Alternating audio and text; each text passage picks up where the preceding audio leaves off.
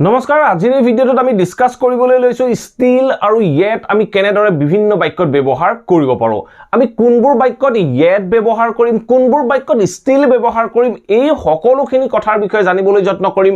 আজিৰ এই ভিডিঅ'টোৰ জৰিয়তে গতিকে ভিডিঅ'টো স্কিপ নকৰাকৈ হেকলৈকে চাই কনসেপ্টটো বুজিবলৈ যত্ন কৰক মই আপোনালোকৰ বাবে কেইটামান এক্সাম্পল লৈ আহিছো এই এক্সাম্পল কেইটাৰ মাধ্যমেৰে মই আপোনালোকক সকলোখিনি বুজাই দিবলৈ যত্ন কৰিছো সো আহক এতিয়া ভিডিঅ'টো আৰম্ভ কৰো আমি যেতিয়া কোনো এটা ইংৰাজী বাক্যত ষ্টিল বা yet ব্যৱহাৰ কৰো এই ষ্টিল বা yetৰ অৰ্থ হয় এতিয়ালৈকে এনে ধৰণে যেতিয়া আমি ইংৰাজীত ক'বলৈ যাওঁ তেনেকুৱা ক্ষেত্ৰত আমি ষ্টিল বা yet ব্যৱহাৰ কৰিব লাগে আমি আমাৰ ডেইলি লাইফত এনে ধৰণৰ বিভিন্ন বাক্য কওঁ তুমি এতিয়াও শুই আছা নেকি তুমি এতিয়াও শুই আছা নেকি বা তুমি এতিয়াও কামটো শেষ কৰা নাই নেকি এনে ধৰণৰ যিবোৰ বাক্য কওঁ এই বাক্যবোৰত আমি ষ্টিল বা yet ব্যৱহাৰ কৰিব লগা হয় আমি কেনেদৰে ব্যৱহাৰ কৰিম আপোনালোকৰ বাবে কেইটামান এক্সাম্পল আছে এই এক্সাম্পল কেইটা চাওক আপোনালোকৰ বাবে কনসেপ্টটো সহজ হৈ পৰিব এতিয়া আপোনালোকে স্ক্ৰিনত পাঁচটা এক্সাম্পল দেখিবলৈ পাইছে এই পাঁচটা এক্সাম্পল চাওক আৰু এক্সাম্পল কেইটা চোৱাৰ পিছত আপোনালোকে সহজে বুজিব পাৰিব এই বাক্য কেইটাত মই কি কাৰণে ষ্টিল ব্যৱহাৰ কৰিছো ইয়াৰ প্ৰত্যেকটো বাক্যতে ষ্টিল ব্যৱহাৰ হৈ আছে সো ফাৰ্স্ট সেন্টেন্সটো চাওক কি কৈছে she is still watching tv এই বাক্যটো কি কৈছে she is still watching tv তাই এতিয়াও টিভি চাই আছে ধৰক আপুনি ৰাতিপুৱা ছোৱালীজনীক দেখিছিলে যে তাই টিভি চাই আছে আপুনি 12টা 1টা বজাত উভতি আহি দেখিছে তাই টিভিয়ে চাই আছে তেতিয়া আপুনি কৈছে তাই এতিয়াও টিভি চাই আছে বুলি কওঁতে আমি ষ্টিল ব্যৱহাৰ কৰিলো এতিয়াও বা এতিয়ালৈকে তাই টিভি চাই আছে এনে ধৰণে ক'বৰ কাৰণে আমি ষ্টিল ব্যৱহাৰ কৰিলো আৰু ষ্টিল আমি সদায় ব্যৱহাৰ কৰো এছাৰ্টিভ সেন্টেন্স আৰু ইন্টাৰোগেটিভ সেন্টেন্স যদি assertive বা interrogative sentence to affirmative হয় তাত বাক্যটো not থাকিবলে নহব তেনেকুৱা ক্ষেত্ৰত আমি still ব্যৱহাৰ কৰো আৰু এইখিনতে ইম্পৰ্টেন্ট পইণ্টটো মনত ৰাখি লব still আমি সদায় ব্যৱহাৰ কৰো affirmative sentenceত আমি still ব্যৱহাৰ কৰো কোট সদায় সাবজেক্টৰ পাছত বা সাবজেক্টৰ পাছত যদি বি ভাৰ্ব হেল্পিং ভাৰ্ব কিবা আহে তেতিয়া সেই বি ভাৰ্ব বা হেল্পিং ভাৰ্বৰ পাছত আমি স্টিল ব্যৱহাৰ কৰো ইয়াত চাওক প্ৰথমতে সাবজেক্টটো ইউজ হল তাৰ পিছত বি ভাৰ্ব আহিলে তাৰ পিছত আমি স্টিল ব্যৱহাৰ কৰিলো সদায় মনত ৰাখিব ভাৰ্বটোৰ আগত আমি স্টিলটো ব্যৱহাৰ কৰিব লাগে ঠিক তেনে ধৰণে নেক্সট এক্সাম্পলটো চাওক নেক্সট এক্সাম্পলটো কি কৈছে চাওক I am still yet I am আছে বি ভার্ব আছে am still ব্যৱহাৰ কৰিলো তাৰ পিছত I am still তাৰ পিছত ভার্ব আছে I'm still waiting for your reply I'm still waiting for your reply মই এতিয়াও তোমাৰ উত্তৰৰ বাবে অপেক্ষা কৰি আছো এনে ধৰণে এতিয়ালৈকে বুলি ক'বলৈ যাওঁতে আমি still ব্যৱহাৰ কৰিলো এইখিনিলৈকে আপোনালোকে কনসেপ্টটো হয়তো নিশ্চয় বুজিব পাৰিছে আৰু এটা এক্সাম্পল আছে এই এক্সাম্পলটো চাওক কি কৈছে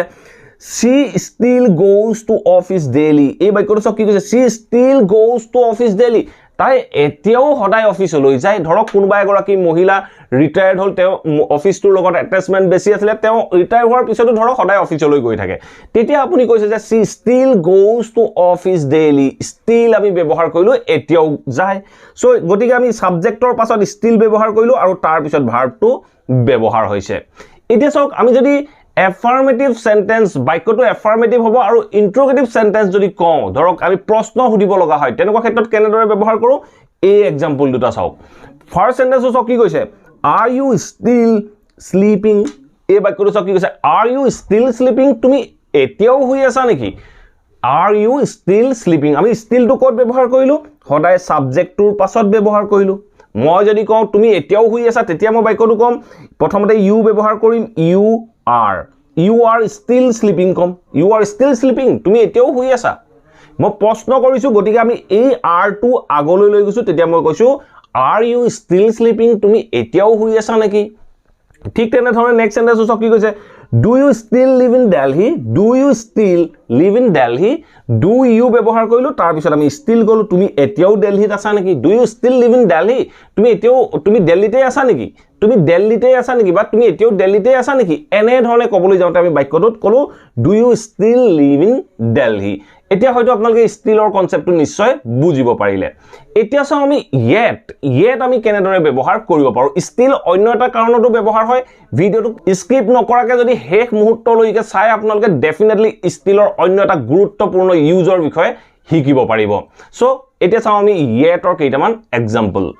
এতিয়া আপোনালোকে স্ক্ৰিনত অন্য চাৰিটা এক্সাম্পল দেখিবলৈ পাইছে মই প্ৰথম এক্সাম্পল দুটা লৈছো য়েটৰ য়েট আমি কেনেদৰে ব্যৱহাৰ কৰিব পাৰো অলৰেডি আপোনালোকে গম পাই আহিলে ষ্টিল বা য়েটৰ মিনিং কি যেতিয়া আমি এতিয়ালৈকে বুলি বুজাবলৈ যাওঁ ষ্টিল আমি ব্যৱহাৰ কৰিছিলো অতীতৰ পৰা কোনো এটা কাম এতিয়াও চলি আছে বুলি ক'বলৈ যাওঁতে সি ইজ ষ্টিল স্লিপিং তাই এতিয়াও শুই আছে মানে অতীতৰ পৰা এতিয়াও কামটো চলি আছে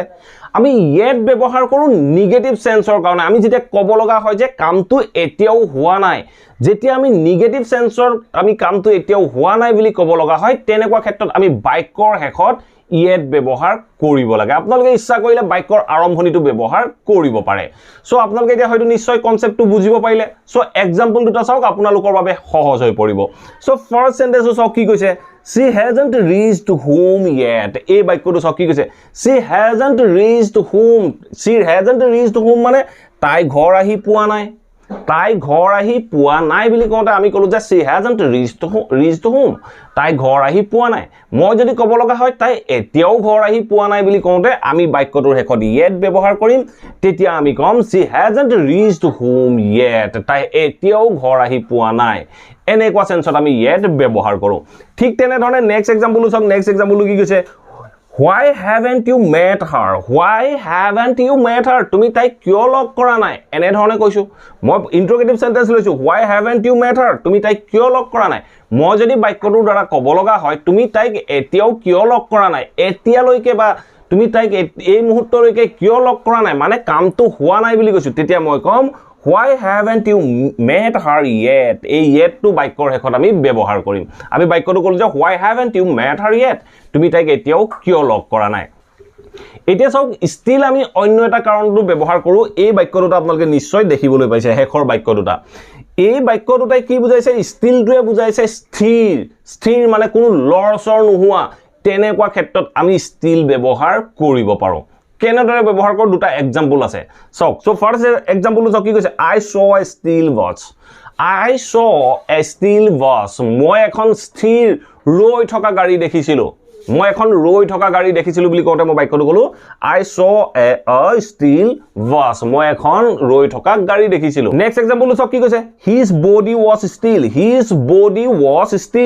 মানে এই বাক্যটো কি কৈছে his body তেওঁৰ দেহটো কি আছিল was still মানে স্থিৰ হৈ আছিল ধৰক আপুনি কোনোবা এজন মানুহ দেখিলে মানুহজনৰ বডিত কোনো মুভমেন্ট নাই একদম ওপৰলে মুখ কৰি ৰাস্তাত পৰি আছে